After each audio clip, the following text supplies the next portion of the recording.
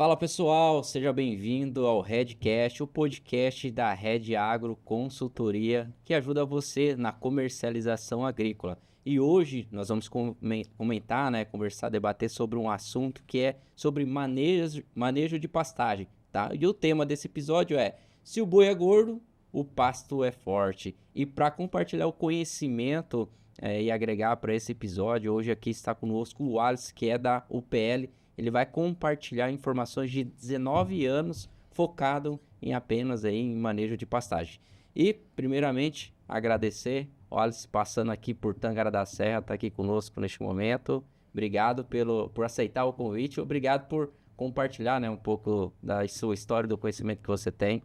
Boa tarde, Herbert. Boa tarde, Rafael. Eu que agradeço o convite. É um prazer participar desse Redcast, é isso, né? Isso.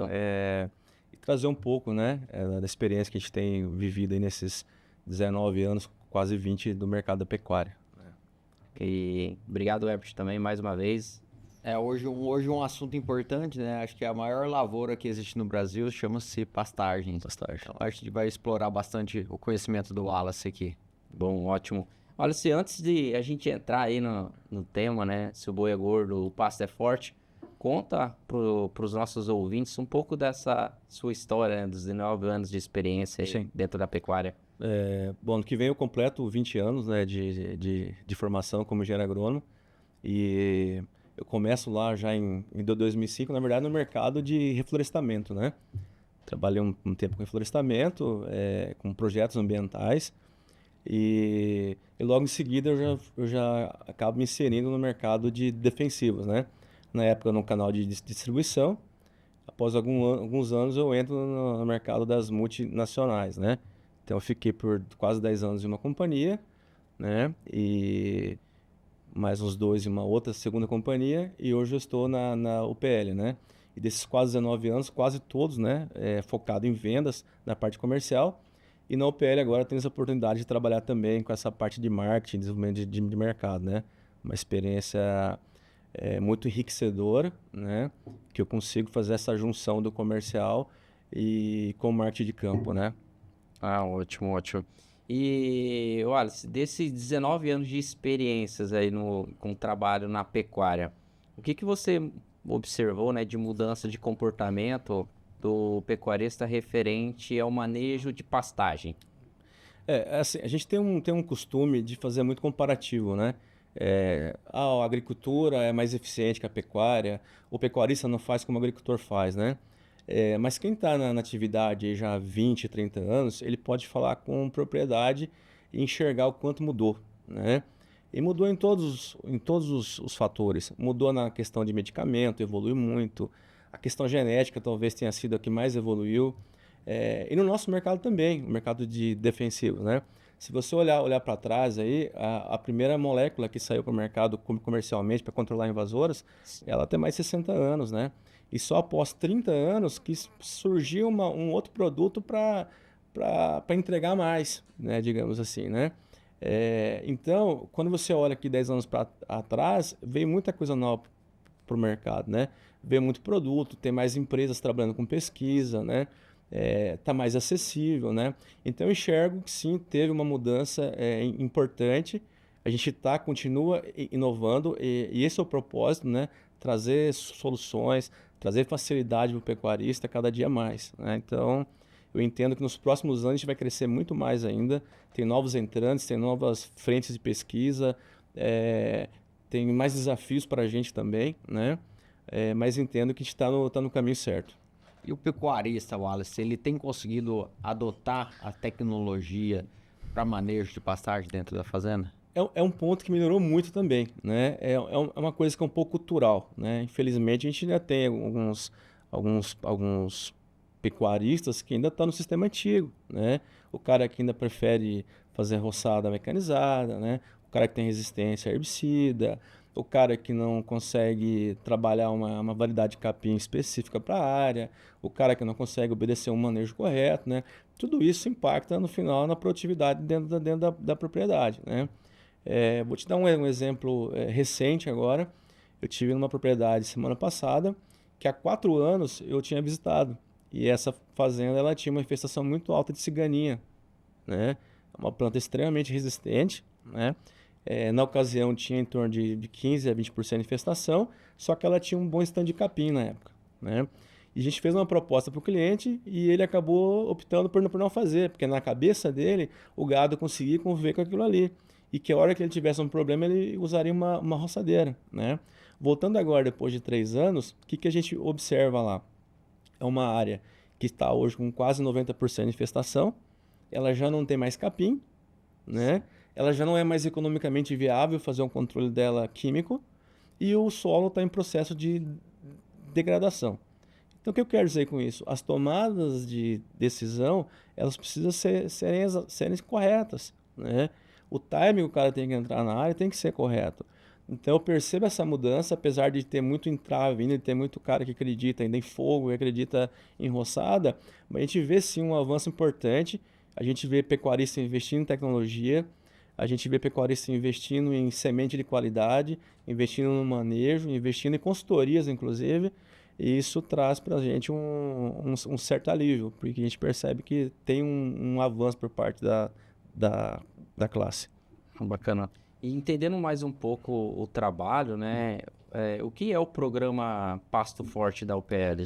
O programa Pasto Forte ele é um combo de soluções, né? É você oferecer para o pecuarista hoje soluções em todas as necessidades que ele tem dentro da propriedade, né?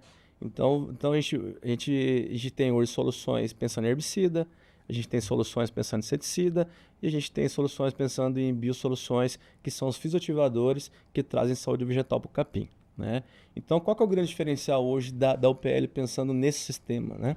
É eu chegar dentro de uma propriedade hoje e encontrar o pecuarista com uma área infestada de invasora, eu tenho uma solução para ele, que é a proteção de cultivos, porém eu olhar para o capim e ter também uma solução para o capim, né? Que é a base alimentar principal ali.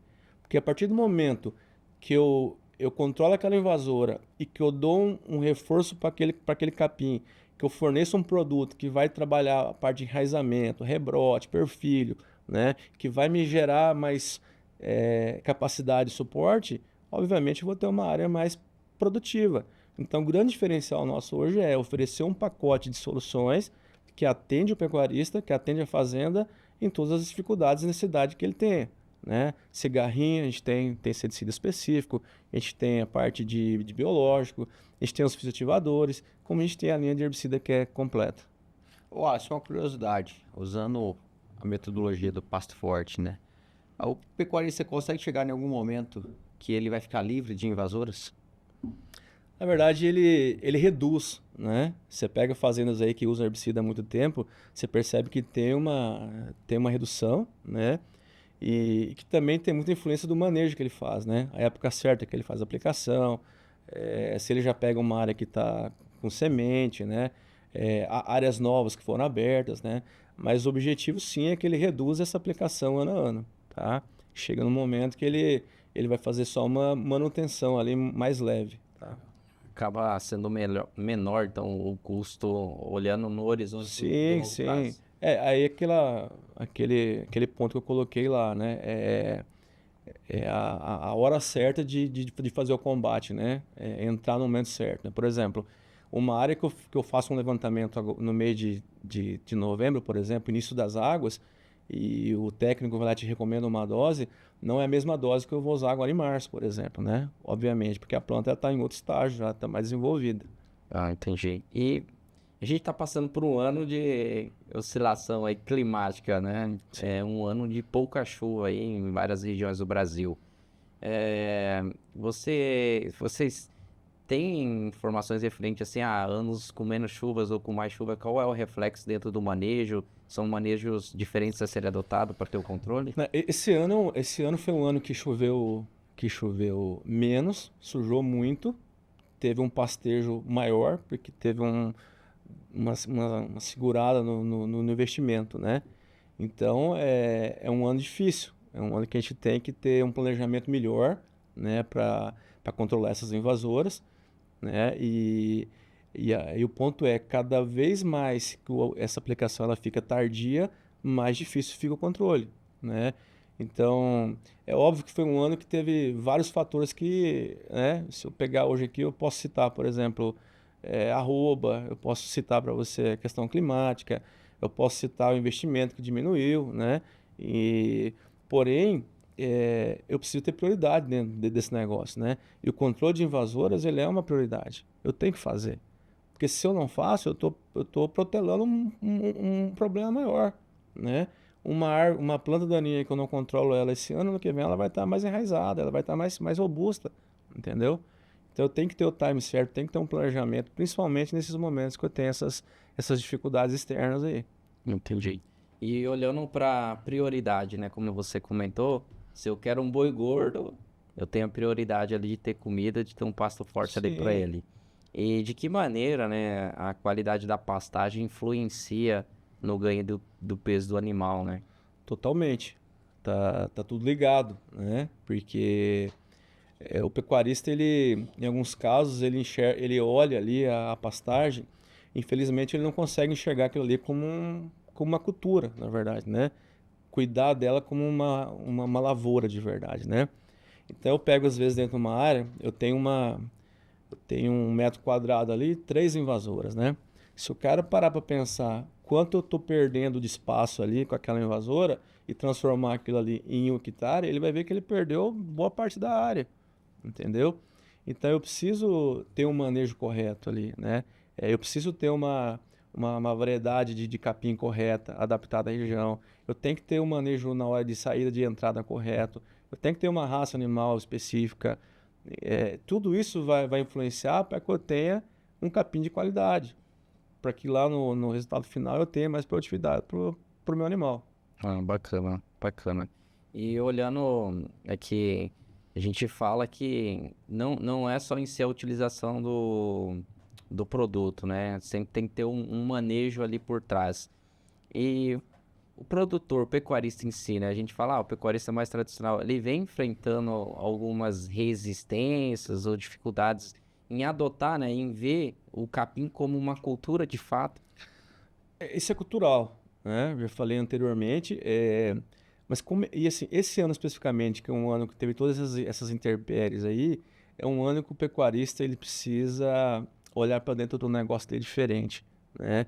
Ele precisa fazer o básico, fazer bem feito e ele precisa elencar o que é prioridade ali dentro daquele negócio, né? Não é um ano para fazer festa, não é um ano para inventar roda, né? É um ano para ele fazer o que precisa ser feito, né? E dentre as prioridades, o capim sempre vai estar, né? É muito óbvio, se eu não tenho o pasto limpo, eu tenho o quê? Vou ter concorrência, Correto. vou ter invasora, entendeu? Invadindo ali, e esse problema ele vai só aumentando. É interessante, né, que olhando para dentro da pecuária, em um momento em que às vezes as margens estão, às vezes negativas, definir a prioridade é fundamental. E aí às vezes entra investimento em infraestrutura ou investimento às vezes na estrutura da cultura do pasto, né? Como que o produtor vai conseguir definir assim, o que seria a prioridade? Reformar o pasto, fazer um manejo às vezes com herbicida ou com uma roçada, adubação e tudo mais, às vezes com um caixa Sim, curto. são realidades diferentes, né? A gente costuma dizer que a manutenção que a gente faz, né? O preventivo, ele sempre vai ser mais interessante, né? Porque esse pecuarista que ele não faz hoje esse controle de invasora, porque ele entende que o próximo ano ele vai estar com caixa melhor, na verdade ele está protelando esse problema, né? Você pode fazer um teste dentro da tua propriedade. Um aça-peixe que você deixa de fazer o controle e passa uma roçadeira nele esse ano, você controlou a parte aérea, mas a parte de baixo ali, você está cada vez se fortalecendo mais. Bacana. E a gente vinha conversando até antes do episódio, né, sobre essa questão de virada de ciclo, Sim. né? Que na pecuária existe muito. Como que pode ser feito manejos, né, para você preparar sua fazenda com pasto, né, e aproveitar essas viradas de ciclo e as oportunidades. Essa virada de ciclo, agora que a gente fala, na verdade, são essas oscilações, né, de alta e baixa, né? Ela teve esse momento das fêmeas, forte do abate de fêmea, né? E algumas consultorias mostram que vai ter uma inversão aí, né? Lá para os próximos anos, 25, 26, né? Mas o ponto é que nesse momento de baixa é um momento de oportunidade também, né? é o momento da gente melhorar o estoque, é o momento da gente trabalhar o pasto, é o momento da gente trabalhar a fazenda de forma geral, né? Eu acho que é um momento de oportunidade. É aquela velha história, né? Onde alguns estão vendo um problema, eu estou enxergando uma saída, né? Esse cara que vai investir agora em reposição, por exemplo, lá na frente ele vai estar muito mais tranquilo. O cara que está protelando esse problema, ele vai perceber que lá na frente o problema vai ser maior ainda, né? Então é um ciclo que a gente tem que ser muito assertivo, né? O ponto é esse. É interessante, porque a hora que você pega um ciclo de baixa, que ele te traz a oportunidade de você estar com a pastagem melhorada, aumentar o número de estoque, fazer aumento de cabeças, talvez, por hectare. Sim. A hora que você muda isso para um ciclo de alta, como que seria interessante para o produtor? Que ele já tem ali uma capacidade de suporte, ele já tem pasto sobrando, só que de certa forma, daqui a pouco ele vai ter que olhar o rebanho dele e ver uma estratégia para ele começar a eliminar isso. Correto. E aí ele tem que estudar uma estratégia de como é que ele vai fazer com aquele capim que vai sobrar. Será que é o momento daí de reformar ou não? Ou seria o momento, talvez, de você pegar e vender o rebanho, diminuir a capacidade e colocar, talvez, até um arrendamento Pode ser. para ter uma receita? São decisões, né? São decisões. Prioridades. Que tudo dependerá se você tiver capim ou não. Exatamente. Bacana. Agora falando, a gente fala muito de mudança de cultura, né? Então a gente está buscando levar manejos eficientes, né, para a fazenda de pecuária para alcançar ali uma melhoria. E qual que é, assim, da vivência que você tem no dia a dia de levar essas soluções via manejo? Quais são as resistências que o pecuarista encontra? É mais voltada para a parte estrutural, ou seja, eu não tenho um trator específico para fazer esse manejo, ou é muito mais voltado para uma questão de resultado, não conseguir enxergar o resultado em si? Eu acho que são todos esses fatores, né? O pecuarista, para você ter uma ideia, ele compra um herbicida hoje e, em alguns casos, se o canal de distribuição, por exemplo, não ceder aquele equipamento para ele, ele não vai fazer, né? Porque ele não fez um investimento para aquilo ali, né? Esse é um ponto. Outro ponto é assim, o pecuarista ele precisa ver resultado, né? E ele tem muito poucos indicadores que ele avalia, né? Por exemplo, você tem hoje inúmeros produtos que prometem entregar A, B, C e D, né? Mas como é que o cara está avaliando esses parâmetros, esses indicadores realmente, né? Então, a proposta nossa hoje, por exemplo, é levar produtos, né, que mostrem para ele ali na prática que ele vai aplicar um produto que tem um poder auxínico, que tem etileno, que tem hormônio, entendeu? E que vai realmente trazer um retorno real pro cara, né? Que vai trabalhar naquela área de reforma ou naquela área de manutenção, que vai trazer um capim com mais perfilho, que vai dar um poder de rebrota mais rápido, né? Que vai segurar o boi ali por 5 dias a mais em relação à área que não recebeu o produto, né? Então,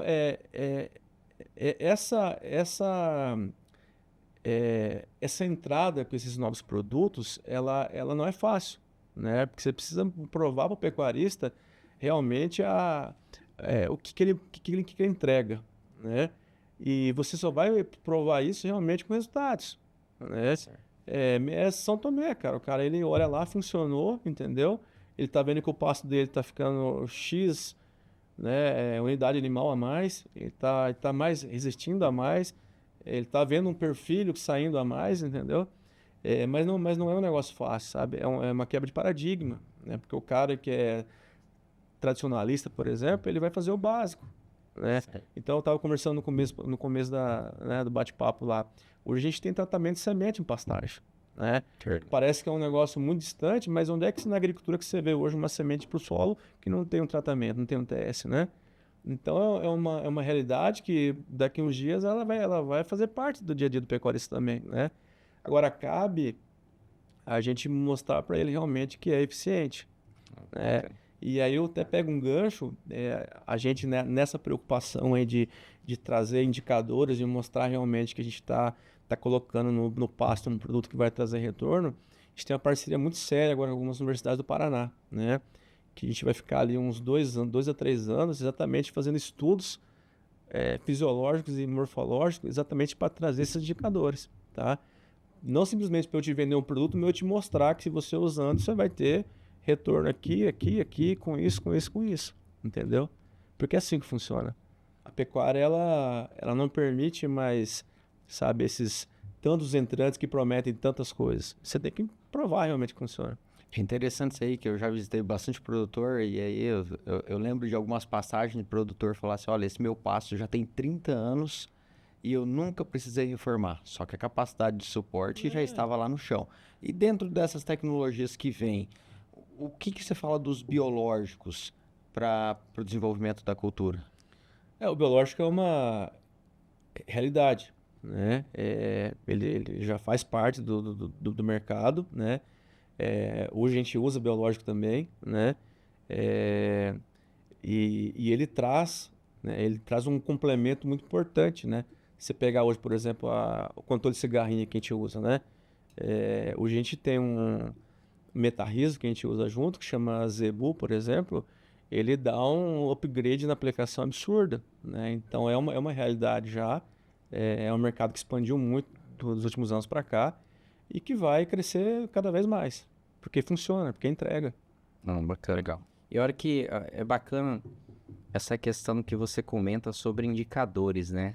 Que é uma forma de mostrar, métricas, né? Você está medindo e mensurando aquilo que você está fazendo dentro da fazenda. Você consegue citar ou trazer alguns indicadores principais que vocês têm na caderneta do bolso? Você sabe por quê? O que acontece? Se eu vou na tua fazenda hoje e você fala para mim que você está contente com o produto, tá tudo certo, né? Mas qual que é a tua avaliação real? O que você está avaliando ali que que tá contente realmente? O que você percebeu de diferente ali, né? Qual a análise que foi feita ali? Você foi lá e cavou lá para ver se a raiz está mais desenvolvida? Você viu se está perfilhando mais? Você colocou um lote de animais, né, nessa área e numa área testemunha para ver se ela conseguiu ficar mais tempo ali, porque a capacidade de suporte era maior, entendeu? Então, esses indicadores a gente está trazendo para o pecuarista, né? Que a gente quer realmente chegar num ponto, e aí tem todo um respaldo técnico científico, né? Porque isso é importante, você sentar com o cara e falar, não, isso aqui não sai da minha cabeça, isso aqui foram pesquisas e protocolos que a gente mostra realmente a eficiência do produto. Até para ver onde que é preciso melhorar também, né? Exatamente, Para entendeu? comprovar, mas E aí, assim, é o começo de um projeto, mas que a gente já consegue enxergar um mundo de oportunidades, né? Por exemplo, amanhã eu quero testar numa variedade de capim diferente, eu quero testar numa raça animal diferente, entendeu? Eu quero testar numa fazenda que está no processo de degradação altíssimo, eu quero experimentar como é que vai ser a recuperação disso aí, como é que vai responder, né? Então é um pouco disso. bacana. E a hora que a gente comenta um pouco sobre benefícios, né?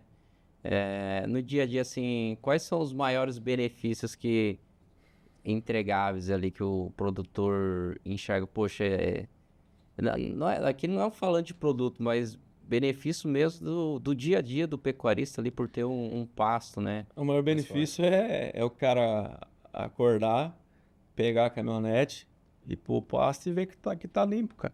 Entendeu?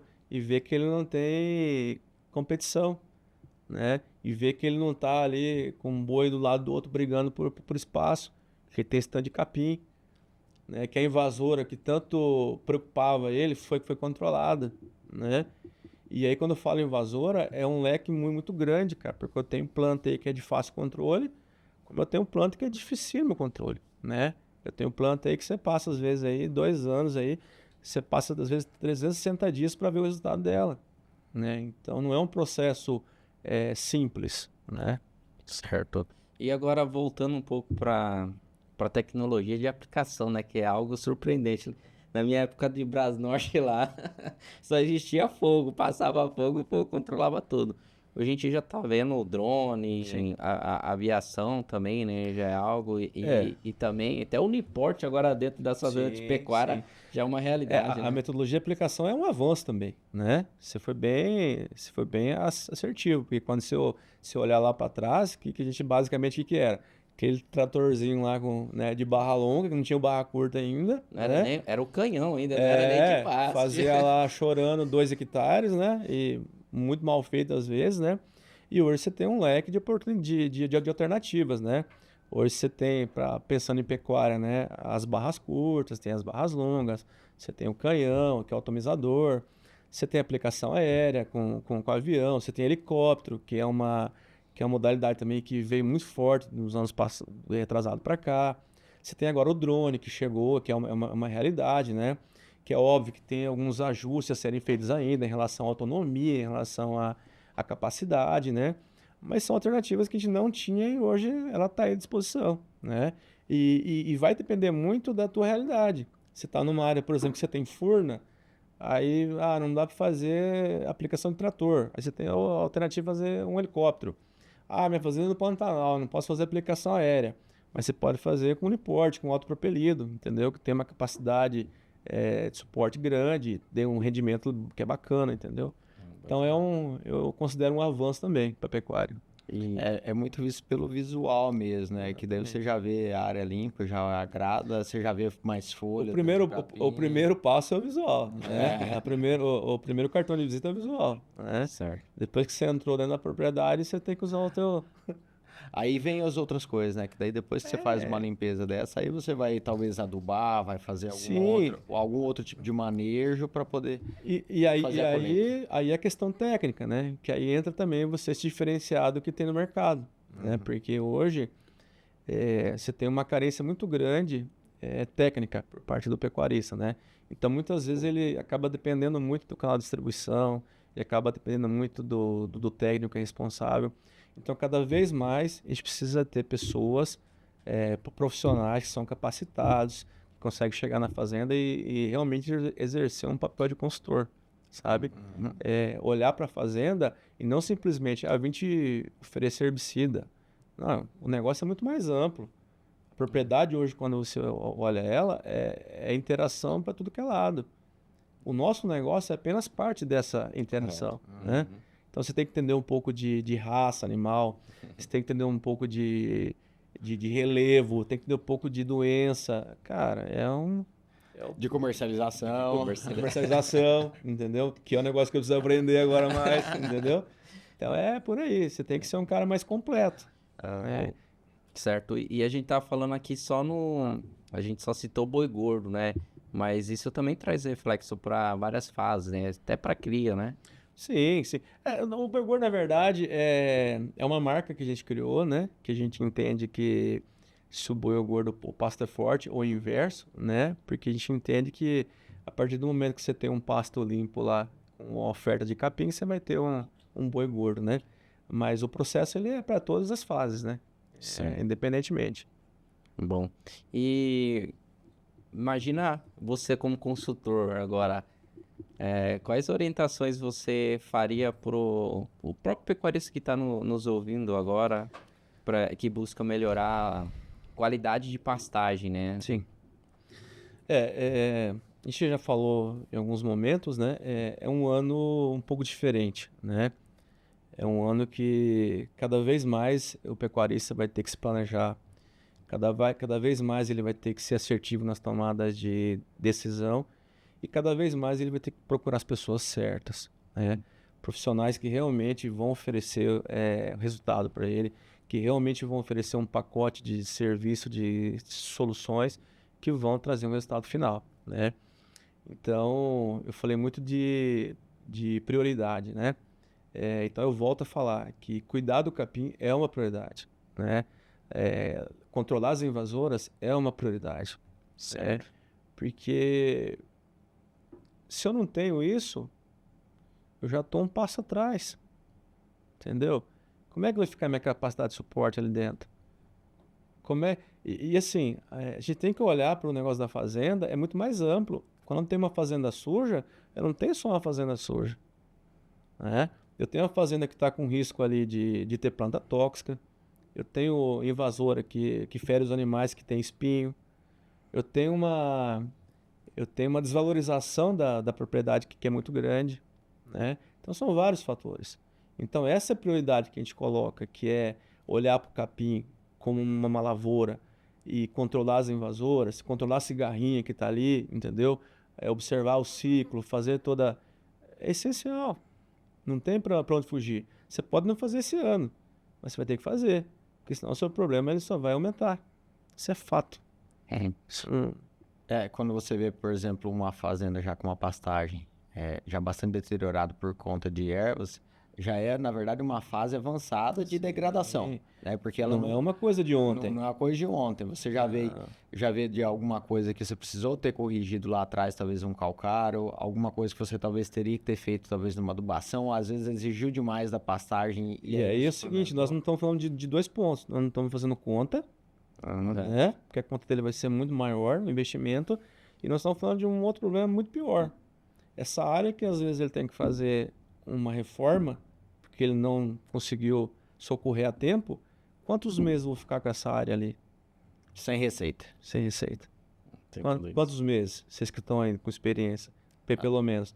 4, 5 meses? Às vezes é 6 meses, entendeu? Né? Até para você preparar. Então, essa conta precisa fazer. Né? Não é simplesmente, não, eu não vou limpar. É isso aí.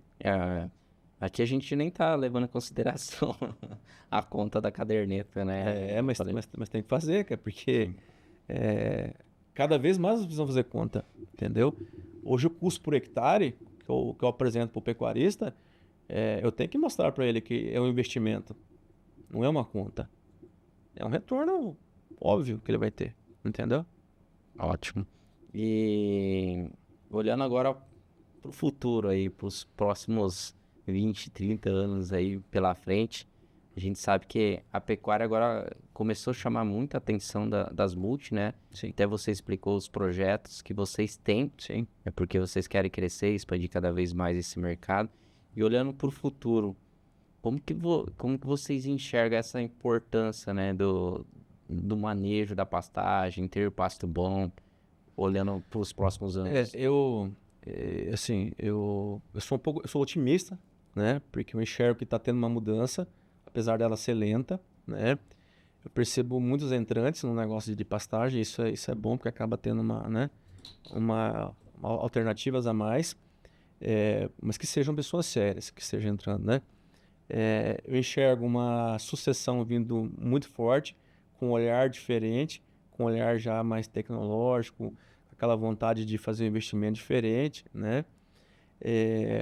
Eu enxergo sim uma pecuária não muito distante, mas mais rentável, né? Porque a partir do momento que ele fizesse o investimento correto, que ele fizesse esse desdobramento interno, ele vai conseguir ter um retorno mais rápido, sabe? Certo. É investimento, é acreditar, entendeu? A pecuária, ela já passou por momentos difíceis como a gente está passando agora. Não é a primeira vez. Nós já passamos por outras crises, né? Mas é nesses momentos de crise também que a gente sobressai, muitas vezes, né? Então, eu acredito sim que a gente vai crescer muito ainda. Nesses próximos anos, a gente vai ter muito avanço. Certo. Aqui no Mato Grosso a gente tem muita competitividade, né, entre só a agricultura e a pecuária, né? O pessoal tem feito algumas transições, né? Saído da pecuária, entrado na integração, né? Integração como um todo. Como que vocês têm enxergado essa transição? Assim, é um negócio até complicado, né? Porque a gente tem cliente que entrou na agricultura e voltou. A gente tem cliente que virou agricultor e foi para pecuária e não voltou mais, e vice-versa, né? Então, assim, eu acho que é o momento, né? Por exemplo, como é que está o momento hoje? Como é que está a soja? Como é que tá o boi, né? Então, eu acho que é uma atividade que ela vai permanecer muito nessa transição ainda, né? Essa coisa de, eu vou fazer integração ou realmente eu vou mudar de fato, né? É um processo que a gente vem analisando e avaliando aí, né? Mas que de certa forma você precisa entender melhor também, né? Até que ponto vale a pena ou não, né? São às vezes regiões diferentes, são situações diferentes, né? Mas às vezes eu pego um pecuarista que ele está com uma dificuldade financeira e que a alternativa dele é aquela, né? Outra vez outro momento eu tenho um pecuarista que ele está enxergando investimento ali, né? Se você às vezes fazer uma conta e às vezes ver que a rentabilidade da pastagem é maior do que a sua, que nem alguns momentos. Essa semana tinha uma discussão aí numa rede social que era, se eu botar uma soja na área irrigada e o boi, o que dá mais dinheiro? Eu não sei se observar lá, as respostas elas são muito divididas. Depende de quem faz a conta. Depende do parâmetro que você está avaliando, né? Então É porque a gente tem que olhar para essa questão de vocação também da propriedade em si, né? Porque não adianta, às vezes a vocação daquela propriedade é voltada mais para pecuária e talvez dentro da pecuária é mais para crio, recrio, engorda. E tudo isso vai influenciar na rentabilidade, né? Porque não adianta querer explorar algo que não é a vocação da propriedade, né? E falando dessas questões de vocação, o pecuarista, ele tem enxergado isso, tipo, do dia a dia ali em si, olha, minha vocação é produzir pastagem para engordar boi ou para fazer recria. Você tem percebido isso, Lu? Assim, a gente anda muito, né? Eu, particularmente, ando metade do país, né? E eu percebo que mudou muito isso, né? Era um negócio era muito fechado, né? Hoje ele consegue ter essa visibilidade melhor, né? Ele consegue olhar para dentro do negócio dele diferente. Ele consegue enxergar que se ele investir, ele vai ter um retorno, né? E um ponto que eu acho que tem ajudado muito isso, cara, são as consultorias, são as empresas, são as pessoas que têm a responsabilidade de levar informação, né? Então, nós, por lado de cá, a gente precisa cumprir o nosso papel cada vez mais. A gente precisa levar a solução ao pecuarista, a gente precisa levar tecnologia, e a gente precisa mostrar para ele que funciona, né? A gente tem que mudar a cabeça, né? E não é de um dia para o outro, a verdade é essa. Mas eu enxergo como um ponto positivo, que mudou muito já. Até hoje a tecnologia, né? Você comentou um ponto que antigamente, né? Vamos colocar 20 anos atrás, para você compartilhar um case, uma amostra que deu certo de um manejo numa propriedade, tinha que sair conversando, né? Sim. Conversando com papel, mostrando. Hoje em dia, com WhatsApp, com um vídeo... A rede social, ela tá aí, ela serve para muita coisa errada, mas ela ajuda muito também, entendeu? E para propagar essas coisas boas, ela nos ajuda muito também, né? Hoje você pega um pecuarista de uma determinada região, que é formador de opinião, que é um cara importante ali, e você faz um trabalho bacana ali dentro, ele vira uma referência, cara. Não tenha dúvida disso, entendeu? Se você tem um produto, por exemplo, e você faz um trabalho com uma entidade que é respeitada, por exemplo, e te dá um aval técnico, cara, isso é muito importante, né? Então, os nossos processos, a gente vai continuar fazendo, né? Que é levar a tecnologia, que é levar inovação, que é facilitar o dia a dia para o pecuarista. Quando a gente fala de inovação, não é só produto, né? Mas manejos que dão certo, né? O manejo, eu diria que se fazer o manejo correto, tem alguns estudos que falam que se aumenta até 40% da produtividade, né? Então, o manejo, ele é o grande diferencial, na verdade, né? Não basta você ter uma semente de qualidade, não basta você ter um produto correto, se você não fizer o manejo certo. Eu não posso admitir mais hoje eu chegar numa propriedade 10, 11 horas da manhã, então o cara aplicando herbicida, entendeu? Vento, umidade, temperatura, entendeu? A gente tem que se profissionalizar mais, cara.